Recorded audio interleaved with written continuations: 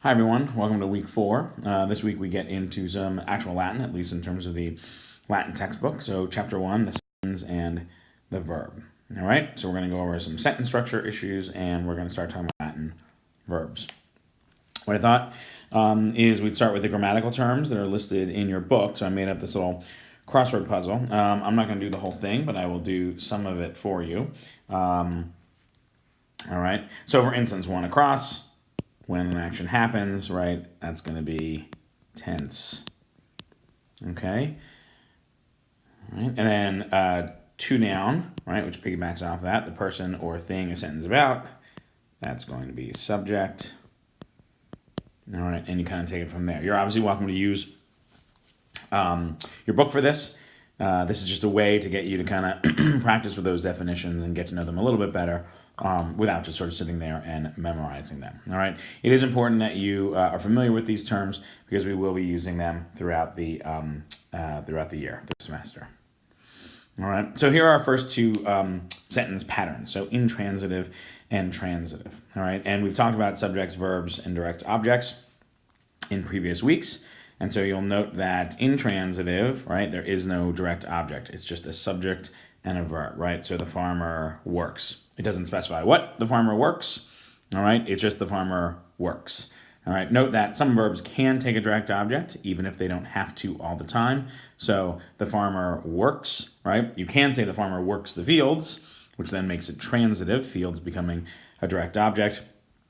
But as it's written, the farmer works is just intransitive, no direct object.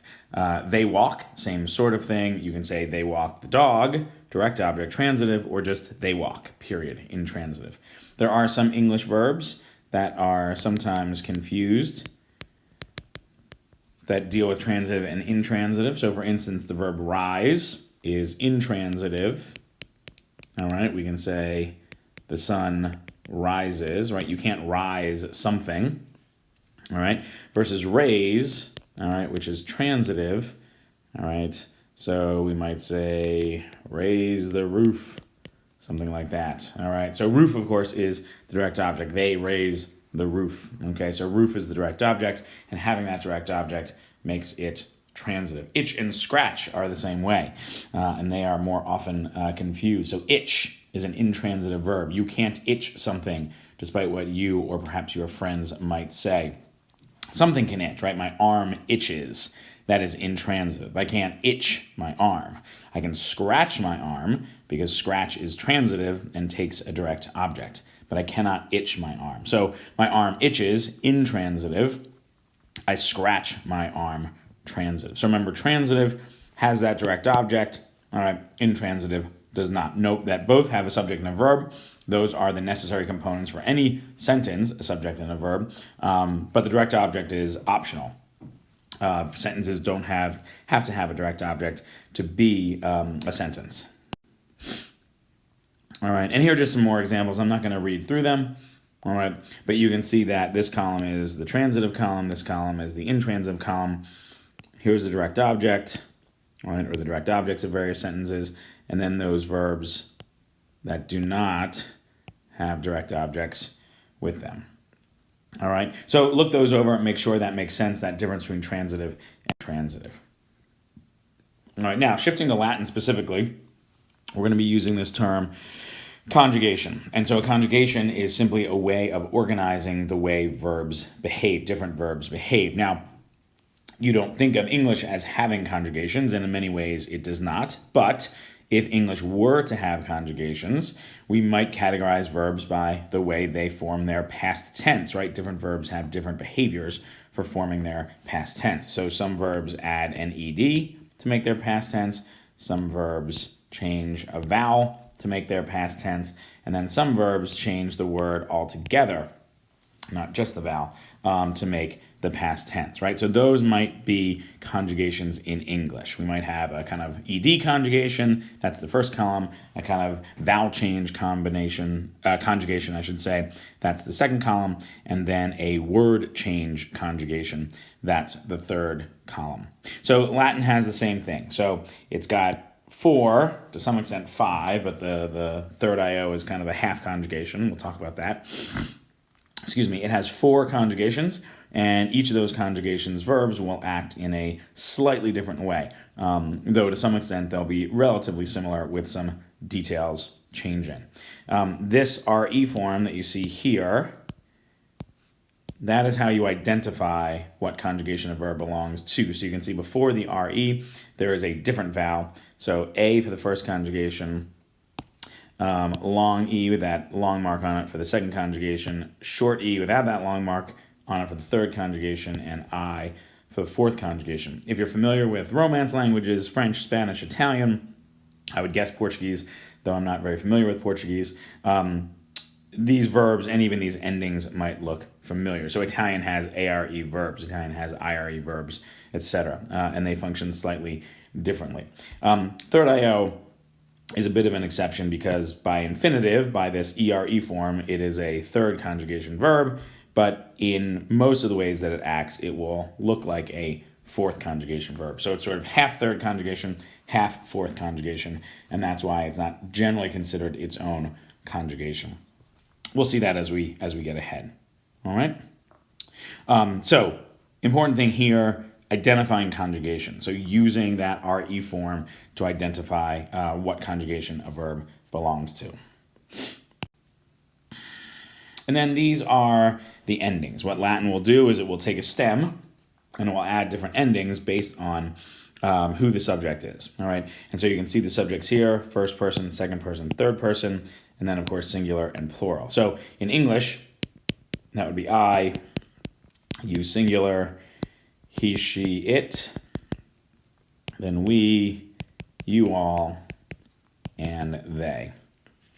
And it's fairly important to know these endings because this will tell you who the subject of a verb is. Now, unlike in English, Latin does not need a pronoun for its verbs. So in other words, I can say ambulo, right? You can see that O ending, the O ending. So that is going to mean I walk.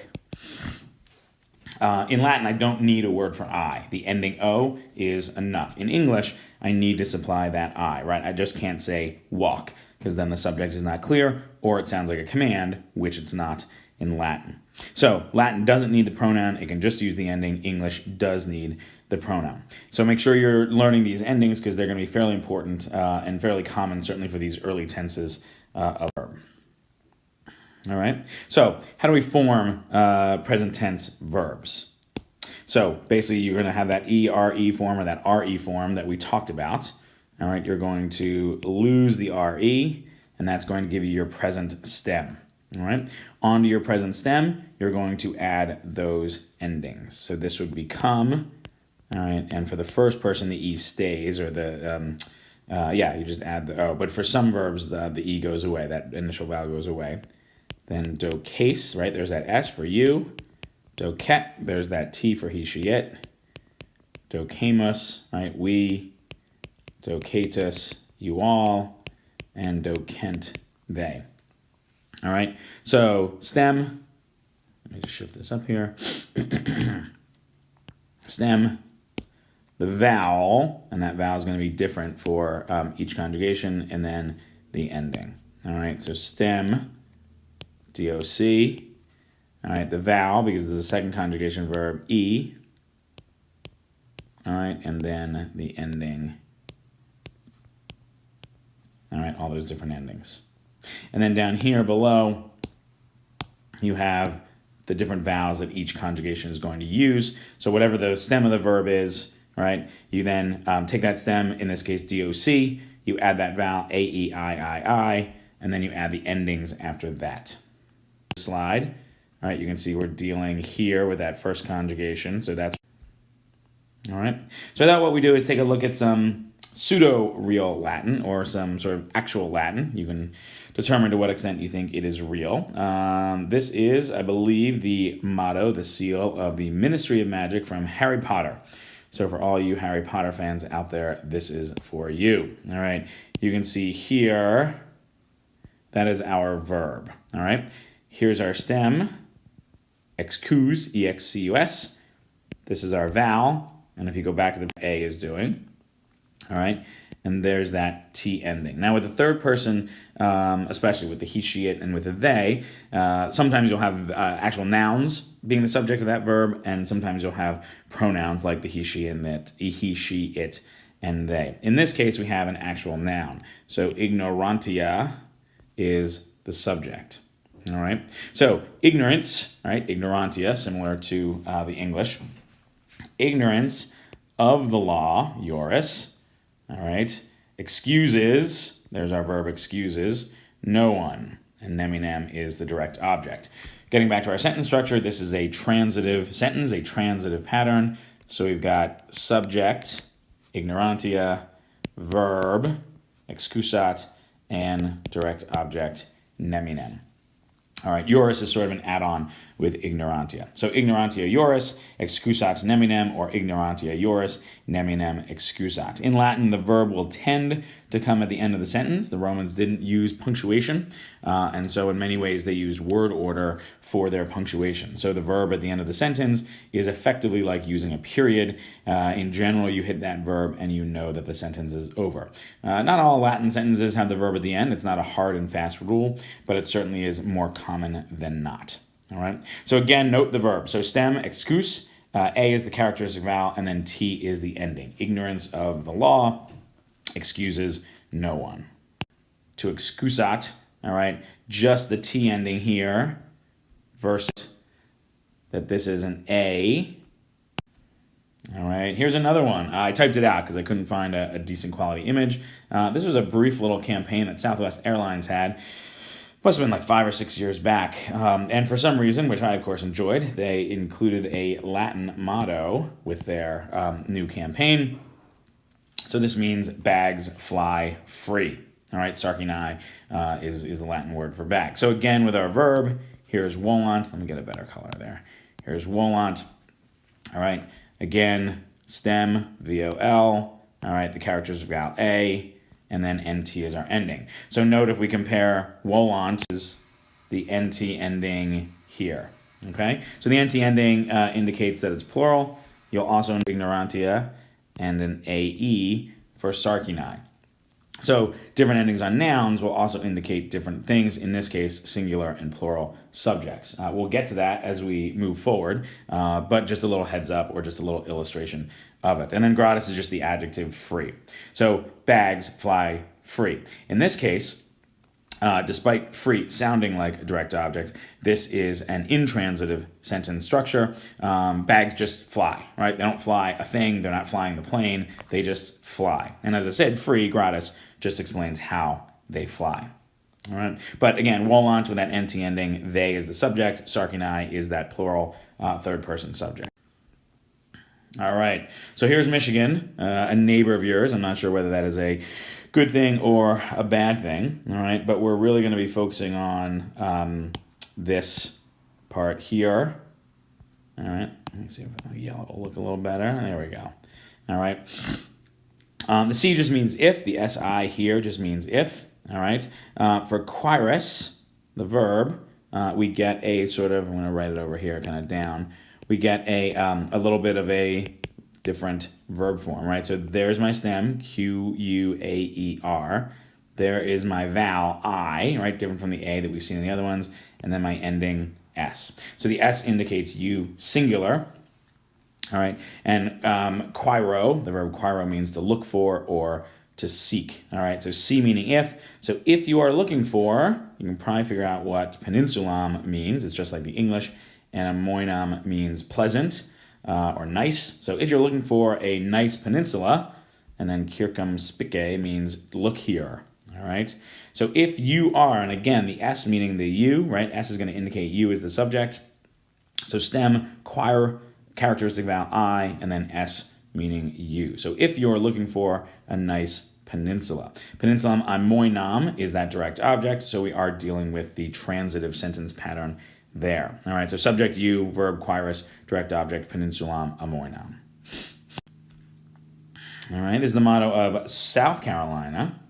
All right, so we're looking at the right hand kind of oval there. So dum, spiro, sparrow. All right, and English would probably put a comma there because dum spiro is a separate clause. Note that you've got the O ending. All right, so I is the subject, and this is what I was talking about, where dokeo, because it's second conjugation, kept the E in there. Other conjugations will drop the characteristic vowel in that first person singular. But remember, the O means I. All right, spiro means to breathe, like you think of respiration. Sparrow means to hope. So, while I breathe, spiro, I hope, sparrow. All right. This was a T-shirt I saw online with some Latin, so figured can't hurt. There's our verb, right? There's our stem, our characteristic vowel A, and that T ending. So the idea, the finish or finishing, right? The end. It's about a race. You can see in the T-shirt there. So the end crowns coronation, right? Crowns the work, the preparation. Right. Again, that T ending is the he, she, it ending. Finis is the subject of coronat. All right. This is a sundial, which I'm sure you might have heard of, but basically sundial kind of tells time based on the movement of the sun. So the sun casts a shadow, and where that shadow falls lets you tell the time. All right. But what it says up there is sine sole sileo. All right, you can see that inscribed at the top of the picture there. Here's our verb, sileo, and it's just like dokeo, the one we looked at. So there's the O, sil is the stem, and then E is the characteristic vowel. Again, for that second conjugation verb, the characteristic vowel will stay in there for the first person singular. Sole, you might see solar, right? Sole means sun, sine means without. It's a preposition. So without sun, I am silent, sileo, or I don't work, which makes sense given that it's a sundial. But again, there's that O ending. Lost my pen there, sorry about that. And that's going to be I as your subject. All right, so this is a little way to practice.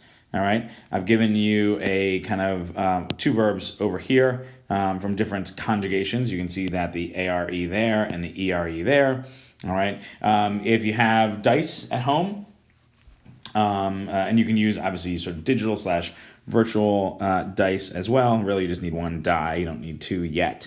It's a way to sort of randomize what you're doing. So essentially, you roll the die, all right, and then the 1 to 6 equals the subject, and you just go right down the line. So 1 is I, 2 is you singular, 3 is he, she, it, 4 is we, 5 is you plural, and 6 is they.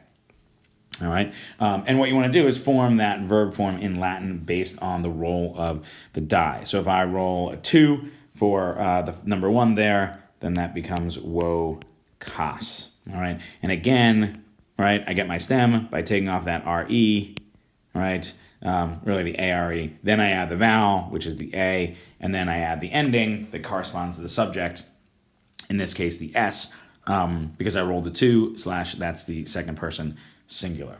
So you can do that kind of throughout. As I said, you got 5 with that first conjugation verb woko, and 5 with that second conjugation verb video. And you can handle the die however you want, right? If you get a repeat, you can skip it, or you can just keep it to whatever the die says. So just a good way to kind of do some initial practicing with Latin verbs. For your writing summatives and practices, you'll tend to go English to Latin, so you'll need this kind of practice for that, if nothing else. Speaking of the summatives, here they are. All right, so some simple kind of translations in both directions. So when you're translating, all right, the most important thing is to kind of identify the important parts. So because we've talked about verbs, you're going to be looking at the verbs. When you're going Latin to English, you don't really need to worry about characteristic vowels and things like that. You're really just going to be focused on the endings. It's English to Latin where you're going to need the characteristic vowels and such more so. So for those first 3, you've got T or NT, T for number 1, NT for number 2, T for number 3. For number 4, you've got TIS. And for number 5, you have the T with the NE, which makes it a question. All right. Make sure you know who the subject is or to which pronoun those endings refer and translate accordingly. We also saw that you'll have sort of different endings on the nouns based on what it's doing in the sentence. So Agricola, for instance, is the subject because of that A ending, where feminam is the direct object because of that AM ending. And then number 3, we kind of put them all together. So femina is the subject and rosam is the direct object. All right, and you should be familiar with what those do, so you should be able to translate relatively easily. Okay, then the writing test from from English to Latin. Remember that you don't know and you don't need the Latin for these subject pronouns. All right, so all of these are just going to be one Latin word. And remember, you're going to have your stem. All right, and that you can look up in terms of, what's the Latin verb to work. All right, then you're going to have your vowel. All right, and that's going to be different based on each conjugation. And then you're going to have your ending, which will correspond to whatever subject you need. So for number 1, he, you're going to need the T ending. For number 2, it, you're also going to need the T ending. But there'll be different conjugations for those verbs. So make sure you know the meaning. That's what gives you your stem. Make sure you know what vowel each conjugation takes. That's in this slideshow, or you can find it in your book. And then make sure you know which ending you need for the pronoun. All right, that should wrap up this week. Please be in touch with any questions via email. Good luck, and I will be here next week. Thanks.